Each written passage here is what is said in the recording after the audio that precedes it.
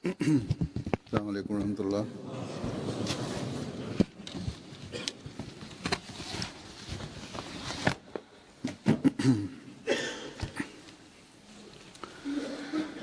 أشهد أن لا إله إلا الله وحده لا شريك له وأشهد أن محمدا عبده ورسوله أما بعد فأعوذ بالله من الشيطان الرجيم بسم الله الرحمن الرحيم الحمد لله رب العالمين الرحمن الرحيم مالك يوم الدين إياك نعبد وإياك نستعين اهدنا الصراط المستقيم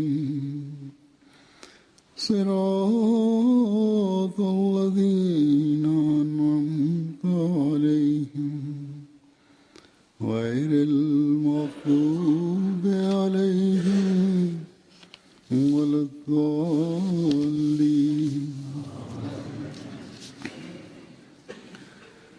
इस वक्त मैं सहाबा हज़रत मसीह मौऊद अलैहिस्सलाम. Wir beginnen mit der Übersetzung der Freitagsansprache von Hazur. Hazur sagt, ich möchte einige Ereignisse aus den Zuhaba, aus dem Leben der Zuhaba, aus dem Leben der Gefährten des verheißenen Messias a.s. präsentieren, worin wir deren vollkommene Überzeugung und die Wirkung auch der Bücher des verheißenen Messias auf die Persönlichkeiten und auf das innere Befinden, auf deren Herz, das möchte ich hier präsentieren. Da sind zwei Ereignisse, wie diese Wahrhaftigkeit dieser Botschaft ihr Herz erfüllte und wie Allah sie zurechtwies und zurechtleitete durch Träume. Es ist ein Ereignis. Es sind nur zwei Ereignisse, die hier beschrieben werden.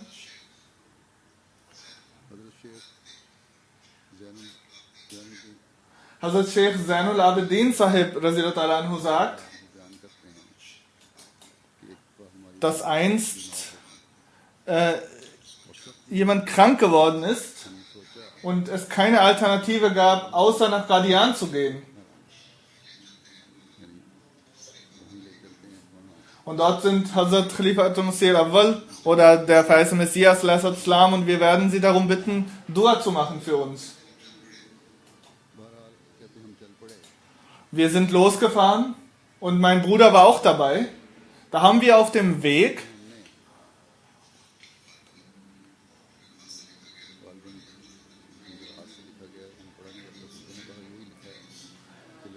wir haben dieser Frau, die krank gewesen ist, sehr schwach gewesen ist, ihr erklärt, dass der verheißene Messias sagen wird, ja, du wirst geheilt werden von Hazrat Hakim Maulvi Nuruddin Sahib. Aber du sollst darauf antworten, nein, ich möchte nicht von Maulvi Sahib geheilt werden. Ich möchte, dass Hazur, der verheißene Messias, mich selbst heilt. Genau so, als sie in Qadian angekommen sind, hat der verheißene Messias ihr gegenüber gesagt, dass ich nicht von ersten Khalifen, also Hazrat Hakim Maulvi Nuruddin Sahib, mich behandeln lassen möchte. Und dann hat der verheißene Messias gesagt, okay, ich verschreibe 3 Fläschchen, nehmen Sie das zu sich und wenn Sie in den nächsten Tagen das zu sich nehmen, schreiben Sie mir bitte, ich muss losfahren in eine andere Stadt, nach Ludhiana, und berichten Sie mir also per Brief. Hazrat Maulvi Nuruddin Sahib sagte, das, was der verheißene Messias dem Mädchen verschrieben hat, das ist eigentlich nicht zulässig für diese Krankheit. Aber weil der verheißene Messias das verordnet hat, wird sie gewiss dadurch geheilt werden. Er sagte, wenn er das verschreiben würde, würde sie wahrscheinlich daran sterben. Das war auch die Gewissheit und die Überzeugung von Hazrat Hakim Maulvi Nuruddin Sahib, dem ersten Khalifen, in die Worte des verheißenen Messias und auch die Dorfbewohner. Sie wussten und sie waren sich darüber im Klaren, dass das, was ihnen verschrieben wird, dass das sie auch heilen wird. Hazrat Hakim Sahib aus Kashmir sagt, dass Hazrat Sethwani, dass er erklärte, dass in der Moschee Hazur, der verheißene Messias, oben saß und ich ihr sagte, das ist mein Bruder Muhammad Sharif und er ist von der Pest ergriffen in der Gegend, wo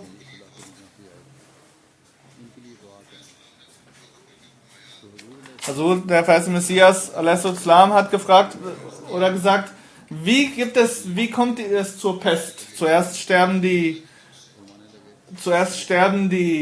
Mäuse. Das ist eine Ankündigung von Allah, sagte der verheißene Messias. Und dann erklärte er weiter, dass die Leute, die grün anlaufen, dass die nicht überleben, aber die nicht so stark betroffen sind, dass sie es meist überleben. Es wurde gefragt,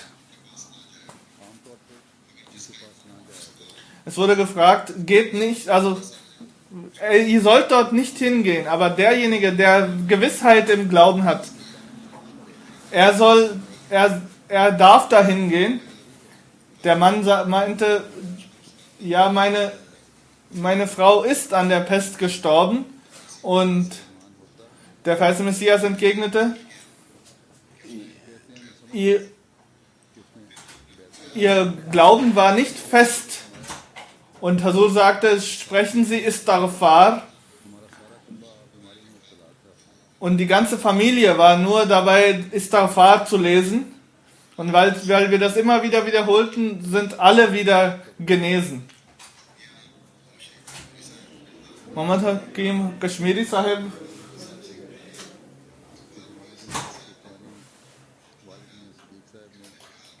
sagte, dass mein Vater mir mitteilte,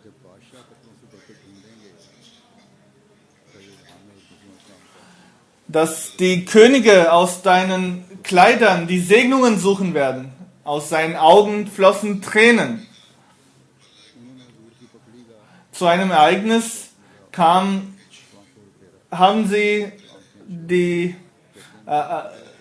ein Stück Stoff des verheißenen Messias über ihre Augen gestrichen und die Augen sind geheilt worden. Und das ist auch ein Ereignis davon, was die Wirkung der Bücher des verheißenen Messias gewesen ist. In Wahrheit sind das zwei Ereignisse. Der Sohn von mir, Nuruddin Sahib, erklärt,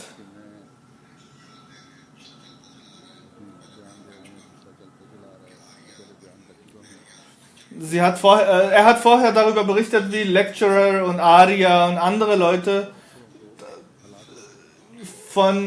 vom Islam und von Gott sich entfernt hatten. Und aufgrund dieser Wirkung haben sie ein nicht religiöses Leben vollzogen. Als er allerdings Brahim das Buch erhalten hat, hat er angefangen, das zu lesen. Und das ist eine Segnung Allahs, dass er die Möglichkeit bekommen hat, dieses Buch zu lesen, weil es so viele Menschen gibt, sagt er so, die nicht die Möglichkeit erhalten. Sie haben gewisserweise auch eine Persönlichkeit, die sich dagegen sträubt, oder auch die Möglichkeit nicht, dass sie das Buch bekommen. Während ich das lese, über das Thema der Existenz Gottes erfahre, Seite 159 und vorher auch Seite 90, war mein Unglaube, war mein Atheismus plötzlich verflogen. Das ist Rouhani Khazain, Band 1, Seite 78. Wurde damals auf Urdu geschrieben. Das ist Abschnitt 4, also Kapitel Nummer 4.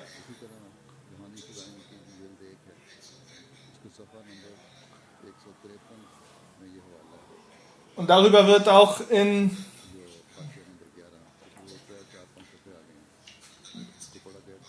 man diese Seiten in Brahine Ahmadiyya liest, erfährt man, inwieweit der Gott wirklich existieren muss. Und er sagt, als ich das gelesen habe, sind meine Augen geöffnet worden. Ich bin wiederbelebt worden von einem Totenzustand. Und das war Januar 1893 gewesen, mitten in der Nacht, dass ich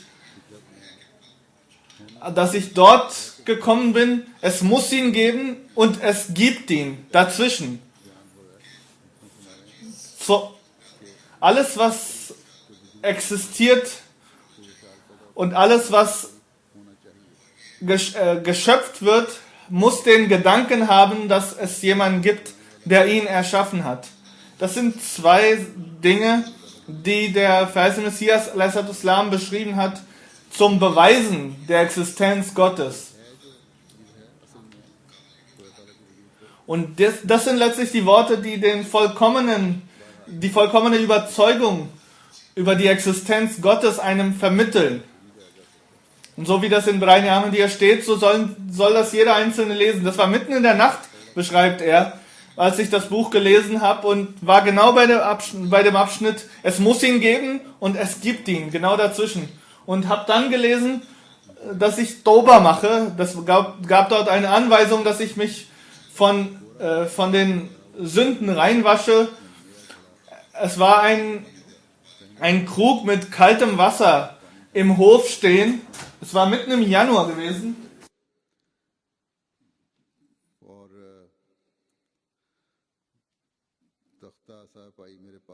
Er sagt, er hat zu dem Zeitpunkt bereits eine Form von Rauschmittel zu sich genommen gehabt, in der Form dieser Worte des verheißenen Messias, dass er mit niemand anderes mehr sprechen wollte. Er hat angefangen zu beten und in diesem Moment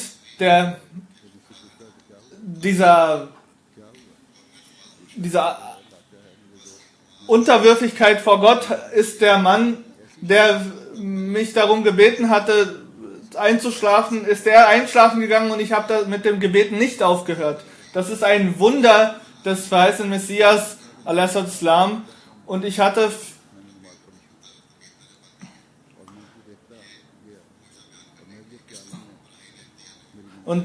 das war die Revolution in seinem Herzen, die durch das Brahine Ahmadiyya eingeführt worden ist.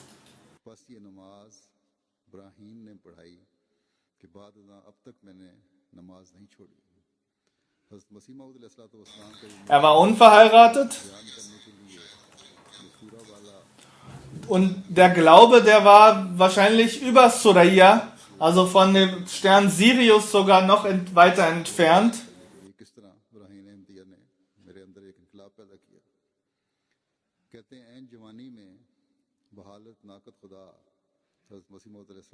Weil er das Brahine Ahmadiyya gelesen hatte, öffnete sich seine Brust und am Morgen, als der Tag dann anbrach, war ich nicht der ich am Abend gewesen war.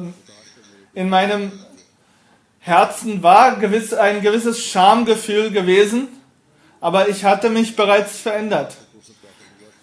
Aber ich hatte mich in der letzter Zeit bereits verändert gehabt, weil ich mich mit verschiedenen Leuten begeben habe, zusammengetroffen habe, die nicht eine so hohe Moralvorstellung hatten. Das ist Surah Hujurat, Vers 8 und 9.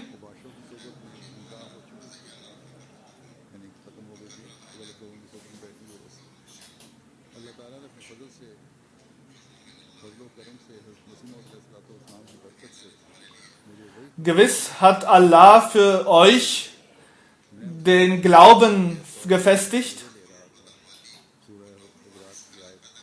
und hat euch von Kufr, von Unglauben getrennt, und genau diejenigen Menschen sind die Rechtgeleiteten. Es ist eine Gnade Allahs für euch. Allah weiß gewiss das alles, und ihm gehört die Weisheit.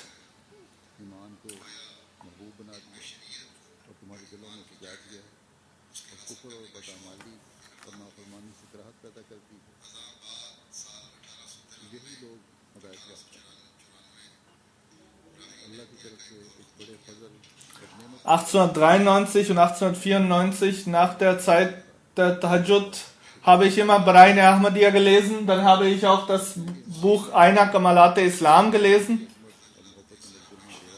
Und Mian Jalaluddin Sahib Pensioner, der aus Karia, Gujarat gekommen war, er kam nach Balauni. Er war dort Landvermesser gewesen. Und er hat einen Brief geschickt, dass er Bayat machen möchte, und die Antwort kam im Monat Oktober 1894. Darin stand, es ist notwendig, dass persönlich das Bayat abgelegt wird und eine persönliche Anwesenheit dabei ermöglicht wird. Und er ist daraufhin aufgebrochen nach Qadian, kurze Zeit später, und hat dort auch das Bayat gemacht. Hazrat Mir Muhammaddin Sahib, der Sohn von Mir Nuruddin Sahib, sagt, durch mein Herz ist gegangen, dass ich unwissend bin vom Wissen der Religion, und die Maulvis werden mich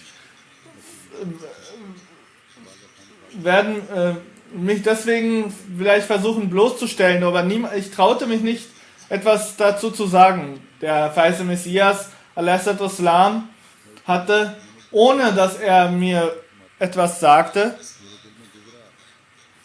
und dass ich ihm was sagte, sagte er, als sie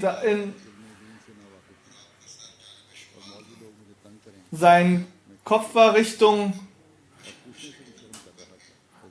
Norden, und ich habe seine Hände gedrückt, aber ich hatte in meinem Herzen den Wunsch, was zu sagen, aber ich habe nicht gesprochen, weil ich mich davor schämte. Während er lag, hat der verheißene Messias Al-Islam sich aufgerichtet und sagte zu mir, dass ich sehr verstört war und dass ich nicht wusste, was ich sagen soll. Und er sagte zu mir, derjenige, der meine Bücher liest, er wird nicht vor dem wanken, was die anderen fragen und wie die anderen versuchen, einen bloßzustellen. Das ist ein Ereignis, das ist etwas länger. Das sind auch in zwei Abschnitte geteilt. Erstmal die kürzere, danach der längere Abschnitt. Jodi Fateh Muhammad Sahib erklärt, dass sein Bruder Nawabdin in einem Traum gesehen hat, dass Hazur von ihm 8 Einheiten, das sind etwa 25 Cent einer Rupie, dass Hazur danach gefragt hat.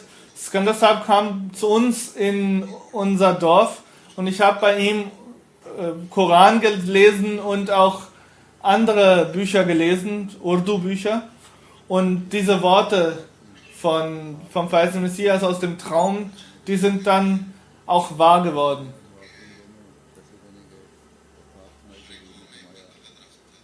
In unserem Dorf war ein Baum von Pipal, eine Baumart, die in Indien, Pakistan vorkommt.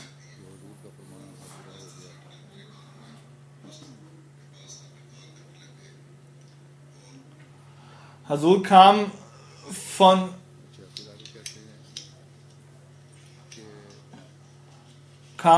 Dorf heraus zu diesem Baum und hat dort Dua gemacht, und das ganze Dorf wurde geheilt. Im Zusammenhang mit dem Bayat erklärt ein anderer Gefährte des Heißen Messias, dass ich ein ganz liberal denkender Mensch gewesen bin. Während ich mit vielen Freunden verkehrte, wurde ich Naqshbandi, weil meine von dem Naqshbandi-Orden wurde ich beeinflusst, weil meine Freunde auch dieser religiösen Strömung angehörten. Und es wurde erklärt, dass dieser Orden letztlich einen dazu aufruft, Tahajjud, das tägliche Gebet und auch das Fasten zu vollziehen.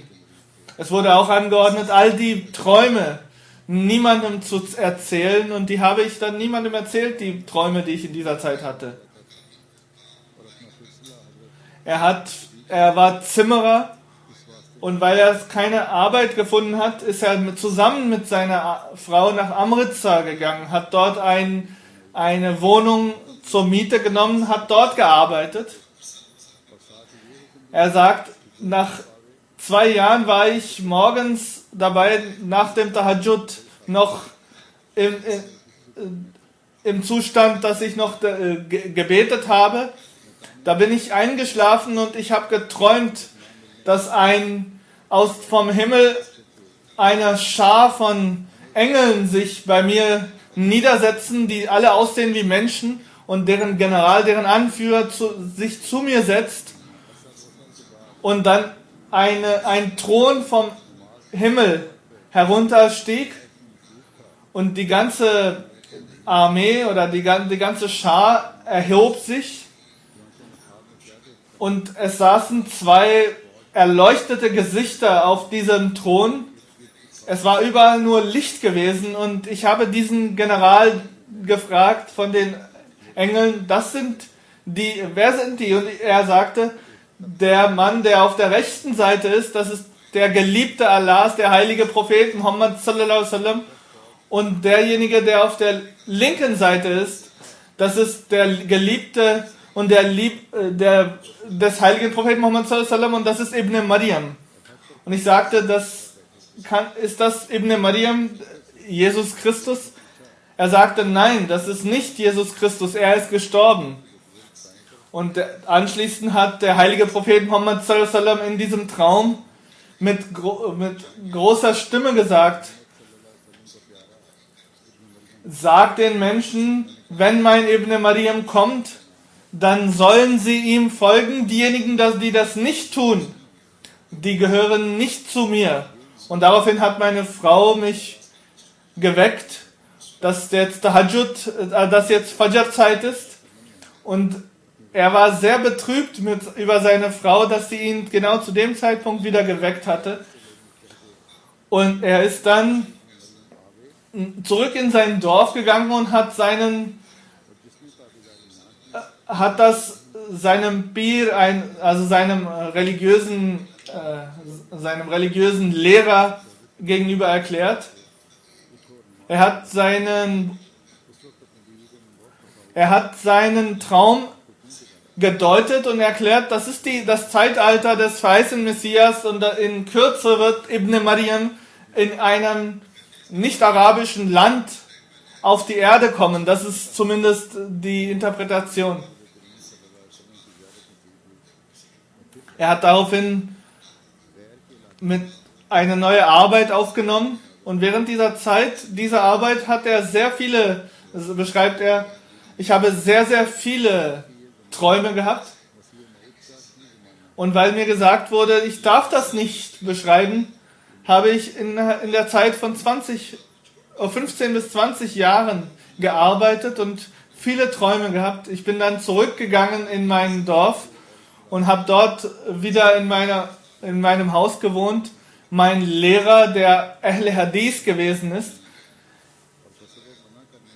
dann habe ich ihn erkannt, dass er Ahmadi geworden ist. Und er hat über das System, über die Ankunft des verheißenen Messias al-Islam mich informiert. Bis dahin war ich allerdings davon überzeugt, dass die Pir und die Gaddi-Nashin, die letztlich einen heiligen Status haben, dass die einzige Möglichkeit sind, Gott zu erfahren. Ich habe dann in mir die Überzeugung geweckt, dass ich meinen religiösen Leiter, den Lehrer, letztlich den Pir frage, den Heiligen frage, wie ich darüber denken soll. Und als ich danach fragte, wurde mir erklärt, dass er bereits vor 2 Monaten gestorben ist, der Mann, der dort war. Er war sehr betrübt, beschreibt er seine Situation. Ich war sehr betrübt gewesen, weinend kam ich zurück und eines Tages hat wieder Maulvi Sahib mit mir gesprochen und sagte, du bist ein ausgebildeter Mensch, du solltest du kannst lesen und schreiben, du solltest die Bücher des verheißenen Messias lesen.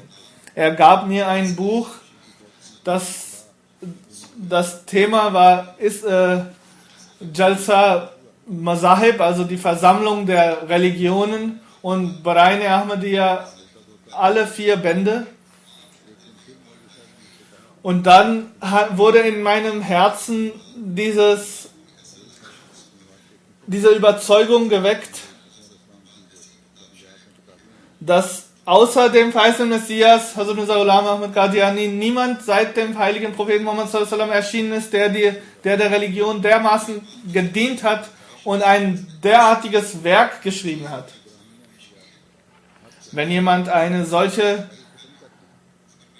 Form oder einen solchen Text schreibt, wenn er wahrhaftig ist, dann werde ich an ihn glauben. Aber wenn er in seiner Behauptung falsch liegt, der Prophet dieser Zeit zu sein, dann werde ich wahrscheinlich nicht zu den Glücklichen gehören. Und der Maulvi Sahib hat ihm immer wieder 2 Monate lang immer wieder verschiedene Abschnitte erklärt und verschiedene Fragen ihn beantwortet. Und eines Tages habe ich Allah die Frage gestellt, oh Allah, wenn du den Mirza Sahib, geschickt hast, dann gib mir ein Zeichen, ein sichtbares Zeichen oder ein Zeichen in einem Traum. Wenn du mir ein Zeichen nicht zeigst, dann hast du nicht das Recht, am Tag der Abrechnung mich dafür in Rechenschaft zu ziehen, weil ich nicht die Kraft dafür habe, nicht die Macht habe, zwischen wahr und falsch zu entscheiden.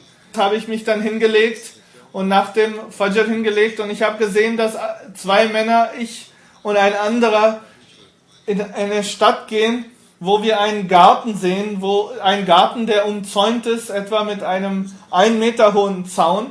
Was sehen wir, wo wir in die Nähe dieses Zaunes gehen? Dieser Zaun ist eine Kopie des Paradieses. Wir sehen, dass dort kleine Flüsse sind und die sehr langsam fließen. Wir beide wollten den Zaun bzw. die Mauer überqueren, aber wir haben das nicht geschafft, die ganz kleine Mauer zu überwinden. In seinem Traum überzeugt er sich, nein, gewiss müssen wir dahin gehen. Wir sind in 3 Richtungen von dem Garten gelaufen und haben nirgendwo diesen Eingang dazu gefunden. Sowohl im Norden als auch im Süden, aber auch im Westen haben wir keinen Eingang gefunden. Dann haben wir uns überlegt, das muss im Osten sein. Und als wir in gen Osten von der östlichen Seite uns diesem Garten näherten, haben wir einen älteren Herrn gesehen, der meinte, ich erkläre dir, wo der Weg oder wo das Tor zu diesem Garten ist. Wenn du heute Nein sagst, wirst du dein ganzes Leben nach diesem Tor suchen. Im Traum ist ihm ein anderer Traum eingefallen, dass ich diesen Mann auf dem Thron neben dem heiligen Propheten Muhammad sallallahu alaihi wasallam gesehen hatte. Im Traum hat er sich an einen anderen Traum erinnert. Er fragte, wer bist du, o heiliger Mann? Und er sagte, ich bin Ibn Maryam. Das ist das Tor dieses Gartens, geht hinein und geht dort spazieren. Zufällig habe ich ein Durstgefühl verspürt und habe meinen Partner gefragt, wie können wir hier was trinken? Das Wasser der Flüsse ist sehr tief. Kurze Zeit später kam ein junger Mann oder ein Junge, der war nur 10, 12 Jahre alt. Er hatte in seiner Hand ein Gefäß in die Hand gelegt und meinte, trink das. Ich habe dieses Gefäß genommen, diesen Krug genommen und die Hälfte davon getrunken und den Rest meinem Partner gegeben, und er hat gesagt, der Junge hat das wieder von ihm weggenommen und wieder mir gegeben. Nein, das ist nur dein Anteil. Hierin ist nichts für ihn, das ist alles nur für dich. Der andere sagte, es ist jetzt relativ spät geworden, wir möchten jetzt weitergehen, es wird später. Ich war aber noch drin und ich habe gesehen,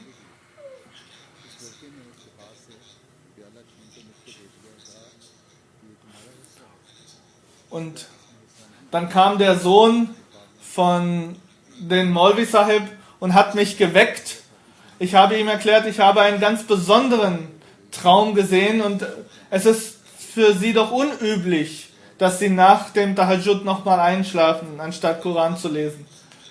Sie sind zusammen zur Moschee gegangen und haben mit Maulvi Sahib das Gebet verrichtet. Nach dem Gebet habe ich den ganzen Traum Maulvi Sahib erklärt und auf welche Art und Weise ich von Allah erfleht hatte, dass er mir die Rechtweisung schenkt, und habe auch dem Maulvi Sahib erklärt, dass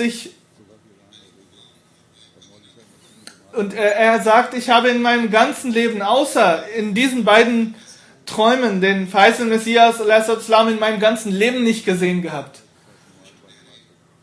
Maulvi Sahib sagte, dass die Schlösser, der große Garten, den sie gesehen haben, und die trockengelegten Flüsse, die sie gesehen haben drumherum.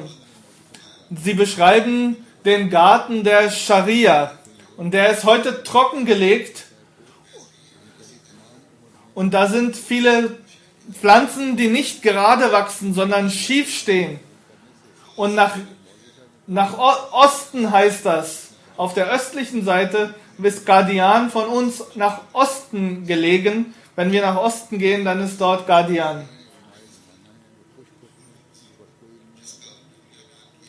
Und der heilige Mann, den sie beschreiben aus ihrem Traum, das ist gewiss der verheißene Messias, Hazrat Mirza Ghulam Ahmad Qadiani. Und solange sie nicht darin eintreten, beschreibt Maulvi Sahib ihm gegenüber, hat Allah ihnen dieses Zeichen gezeigt, solange wenn sie jetzt nicht eintreten, werden sie das ganze Leben nicht eintreten können. Und in Entsprechung ihres Traumes, wenn das derjenige ist, an den du gesehen hast, kannst du an ihn glauben, ansonsten nicht. Am Donnerstag sind wir vom Heimatort nach Qadian gefahren. Als wir in Qadian angekommen sind, beschreibt er seinen Zustand, dass er Fieber bekommen hatte. Und Maulvi Sahib erklärte Hazrat Sahib gegenüber, dem verheißenen Messias gegenüber, der Mann, der mit mir gekommen ist, er hat auf dem Weg gefastet und deswegen ist er krank geworden. Und der verheißene Messias sagte, wie haben Sie ihm erlaubt zu fasten auf dem Weg? Aber okay, wir geben ein Medikament, und wir wissen nicht, ob das Hamid Ali Sahib war, der das mir vorbeibrachte. In diesem Trance-Zustand des Fiebers beschreibt er das so, hat er das nicht geschafft, den verheißenen Messias wiederzuerkennen. Am nächsten Tag ist er in der ersten Reihe neben Maulvi Sahib und Khalifatul Masih Awwal und anderen Gefährten des heiligen Propheten Muhammad des verheißenen Messias, hat er sich hingesetzt, und als der verheißene Messias dazu kam, hat der Maulvi Sahib bestätigt, dass es genau der Mann ist, den ich zweimal in meinem Traum gesehen habe. Maulvi Sahib dachte, er wird selbst Bayat machen. Als wir nach Qadian losgingen, waren wir 4 Personen.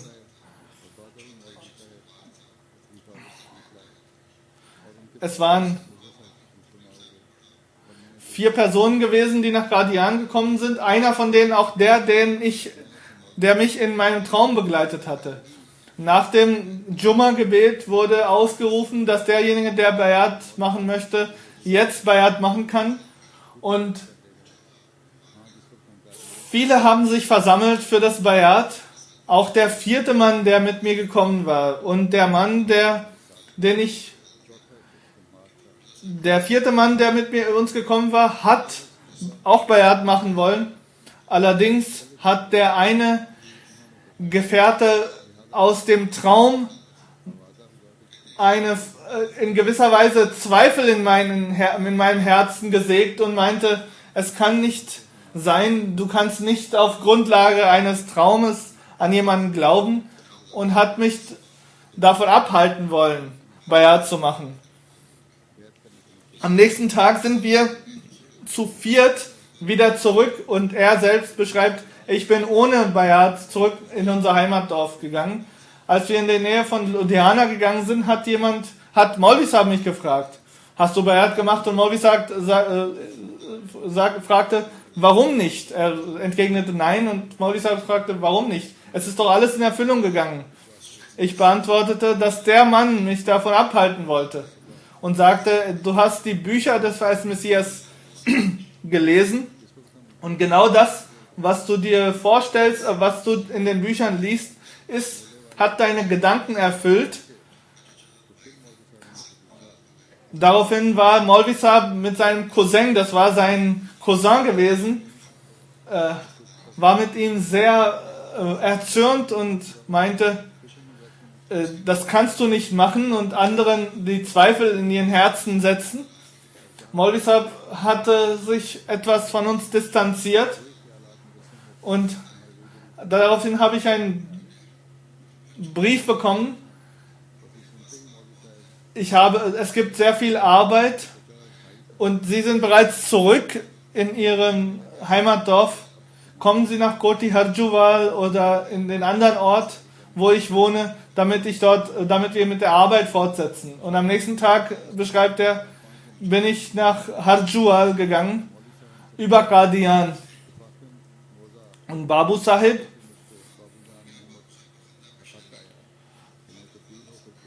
hat mich sehr, sehr gastfreundlich empfangen. Am nächsten Tag wurde mir die Arbeit zugeteilt und ich war wieder beschäftigt. Am 3. Tag habe ich allerdings meinen 3. Traum gesehen. In dem Traum habe ich den verheißenen Messias Islam gesehen, wie er sich zu mir setzt und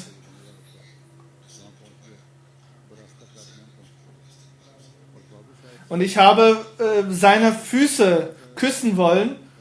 Und der verheißene Messias Islam hat mich davon abgehalten, dass ich das nicht mache und sagte, das ist Schirk, das ist Gotteslästerung, macht das nicht.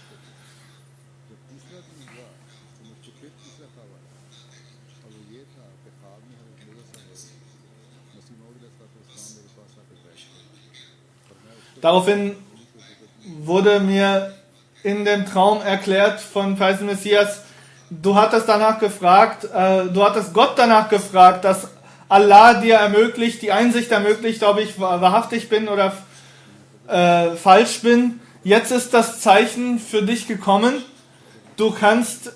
Jetzt ist es für dich verpflichtend, dass du diesen Schritt machst.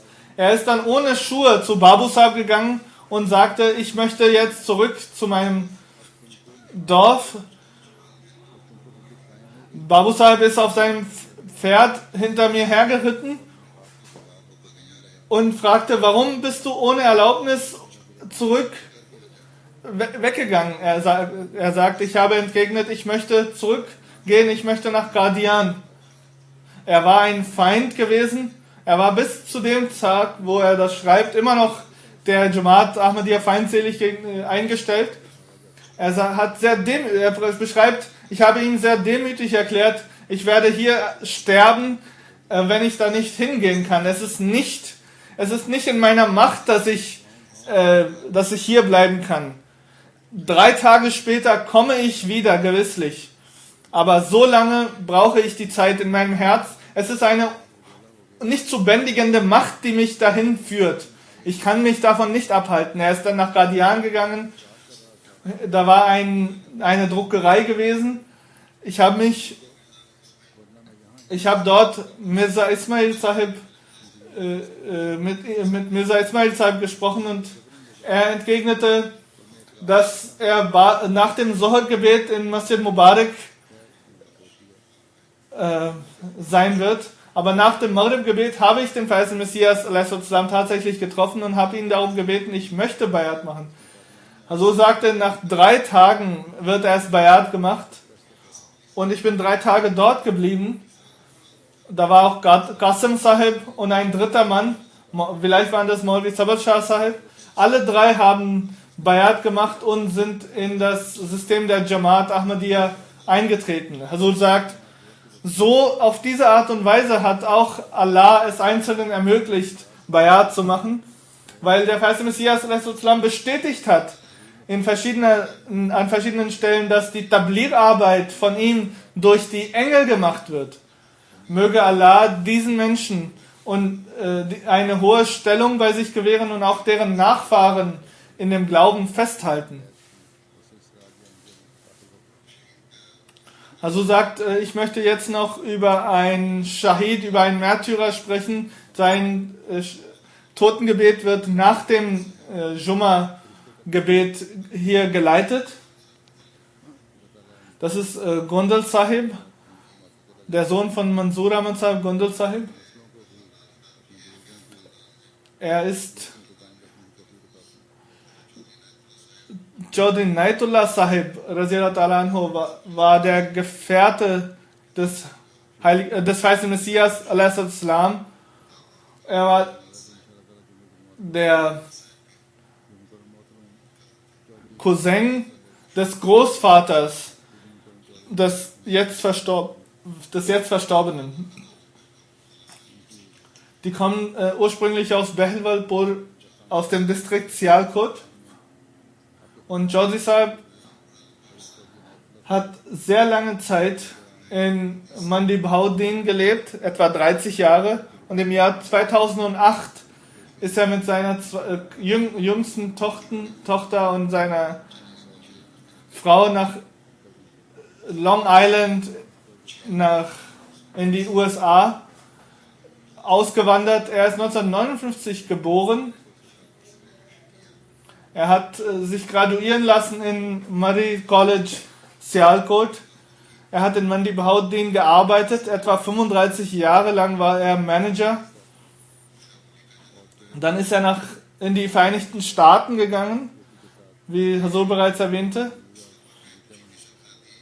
Im September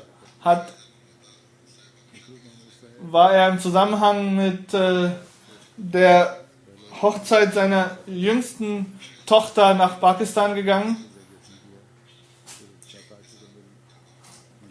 Farooq Sahib Shahid, der am 3. Tag nach seiner Hochzeit bereits ermordet worden ist und den Märtyrertod erlitten hat. Mit ihm wurde seine Tochter verheiratet und am 3. Tag wurde Farooq Sahib lebensgefährlich verletzt und sein Schwiegervater Farooq Ahmad Kalus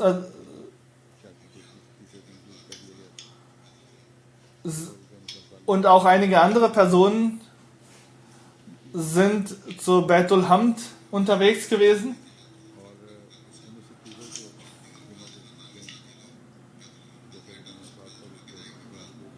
Sie sind unterwegs gewesen von der Moschee Maldia Town zurück nach Hause und Unbekannte haben angefangen auf sie zu schießen. Vor 2-3 Wochen wurde bereits das Janaza hier abgehalten. Der jetzt Verstorbene wurde. Chaudhry Nusrat Mahmud Sahib ist verwundet worden am Hals und in der Brust. Er war die ganze Zeit dann im Krankenhaus gewesen. Für 38 Tage in etwa war er in Behandlung gewesen. Aber er ist nicht wieder von seinen Wunden, also er ist wieder nicht genesen. Und am 27. November ist er leider verstorben und ist den Märtyrertod letztlich hat er erfahren. Er war in Mandi Bahauddin als Sekretär Rishta Nata und Sekretär Dawat-e-Ilallah gewesen. Im Jahr 2008 war er in den Vereinigten Staaten, seitdem war er auch dort Sekretär Tarbiyat gewesen, hat in Long Island, New York gelebt. Dort, wo er gearbeitet hat, hat er auch ein Honesty Award, also einen Ehrlichkeitspreis bekommen.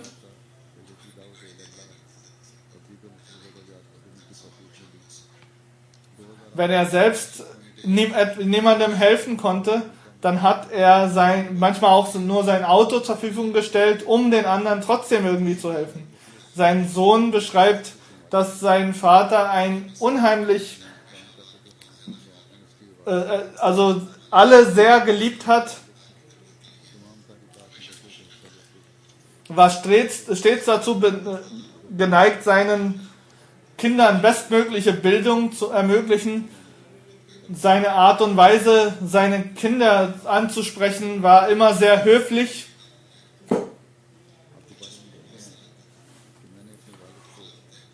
Und er sagt, sein Sohn schreibt, dass er immer den Eifer für die Jamaat und für die Jamaat-Arbeit weckte und motivierte. Von klein auf hat er die Kinder und auch ihn, seinen Sohn, mitgenommen zum gemeinsamen Gebet. Egal wo er war, unterwegs oder woanders, hat er stets das Gebet pünktlich verrichtet. Jeder Einzelne war überzeugt von ihm und seine Frau wohnt in den Vereinigten Staaten. Sie wird dort behandelt, weil sie auch etwas krank gewesen ist. Sein Sohn Kashif Ahmad Danish Sahib wohnt in Kanada und ist dort Naib Sadr Khudamul Ahmadiyya der Jamaat Kanada.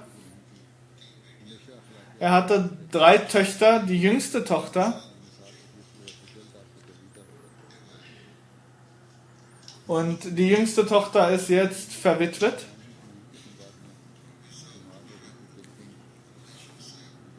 Murabbi Sahib, also Muhammad Munir Shams Sahib, er ist Murabbi in Mandi Bahauddin gewesen, etwa für 11 Jahre.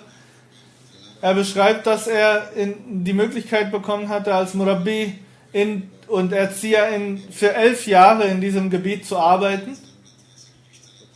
Er war Sekretär Rishta Nata, hat 5-mal am Tag pünktlich gebetet.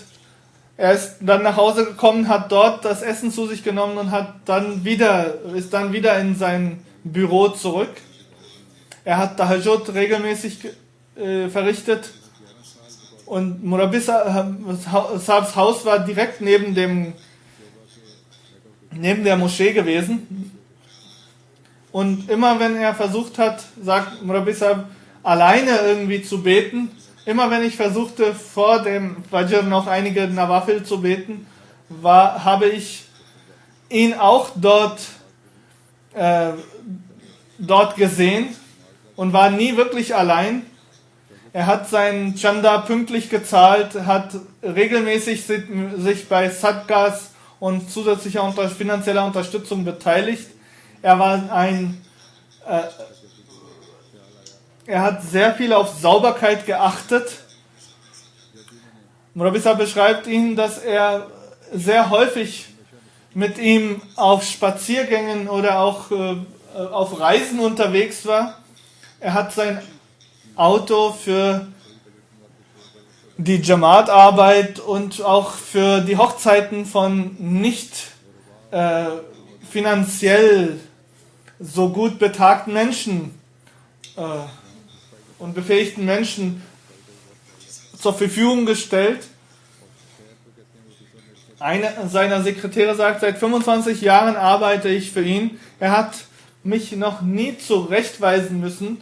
Er hat immer zum Eid und zu anderen Anlässen ihnen Geschenke gemacht, den Angestellten und den engen Mitarbeitern. Er hat stets versucht, die Religion über dem Weltlichen zu halten. Wenn zu irgendeinem Ereignis es nicht möglich war, anders hat der Murabbi-Sahibs Familie zuerst irgendwo hingebracht und hat dann erst seine Familie mit seinem Fahrzeug mitgenommen. Möge Allah sein spirituelles Niveau erhöhen und möge Allah seinen Nachfahren, seinen Kindern ermöglichen, weiterhin derartige rechtschaffene Taten zu vollbringen. Und möge Allah jeden Ahmadi in Pakistan schützen und uns schnell die Zeichen des Sieges und seines Schutzes zeigen. Also sagt, achten Sie in diesen Tagen vermehrt auf Dua.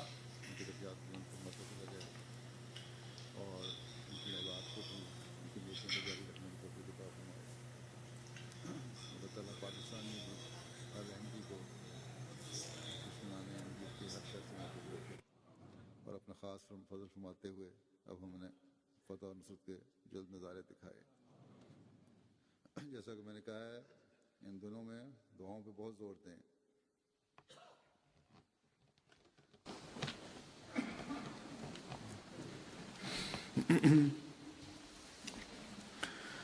अल्हम्दुलिल्लाह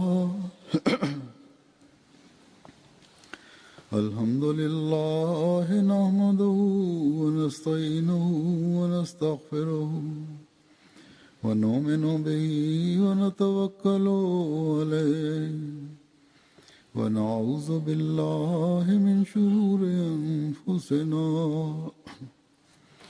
व मिन सय्यिआति अमालिना من يهده الله فلا مضل له ومن يضلله فلا هادي له ونشهد أن لا إله إلا الله ونشهد أن محمدا عبده ورسوله عباد الله رحمكم الله إن الله يأمر بالعدل والإحسان وإيتاء ذي القربى وينهى عن الفحشاء والمنكر والبغي